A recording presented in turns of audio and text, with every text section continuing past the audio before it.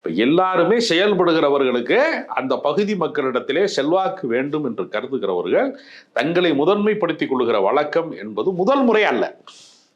ஸ்டாலினுக்கு மட்டும் இருக்கக்கூடாது அப்படின்னு சி.வி. சண்முகம் சொல்றாரு. அப்ப அதைத்தான் நீதிமன்றத்தில் கேட்கிறாங்க. உச்ச நீதிமன்றத்தில் தேர்தல் களத்தில் அதிமுகவா திமுகவான்னு சண்டை போடுறது வழக்கம். அந்த விளையாட்டை கொண்டு வந்து எங்க கிரவுண்ட்ல ஏன்டா விளையாடுறிய? உச்ச நீதிமன்றத்தில் எதுக்கு வந்து இந்த சண்டையை போடுற? உன் சக்கலத்தி சண்டையை அங்கேயே போய் வச்சுக்க. தேர்தல் களத்துல திமுகவா அதிமுகவாங்கிற அதுக்கு அர்த்தம் தானே. இப்ப நீங்க வந்து புரட்சி தலைவர் எம்ஜிஆர் சத்துணவு திட்டம் தான் பேர் இருக்கும். அவன் வந்து வெறும் சத்துணவு திட்டம் நான் போடுவாங்க. அம்மா உணவகம் வச்சாங்களே, யார் அம்மா? சி.வி. சண்முகம் கொடுத்தோட அம்மாவா இல்லை எங்க அம்மாவா உங்க அம்மாவா? யார் அம்மா? ஜெயலலிதா அம்மா தானே அது. ஏன் அப்ப சின்னம்மான்னு வைக்க வேண்டியதானே? ஏன் அம்மான்னு வச்சிய? சின்னம்மா உணவகம் வச்சிருந்தா நல்லா இருந்திருக்கும்ல. இப்ப வாழுகிற தியாக தலைவியினுடைய பேரை நினைவுபடுத்துற மாதிரி இருக்கும்ல.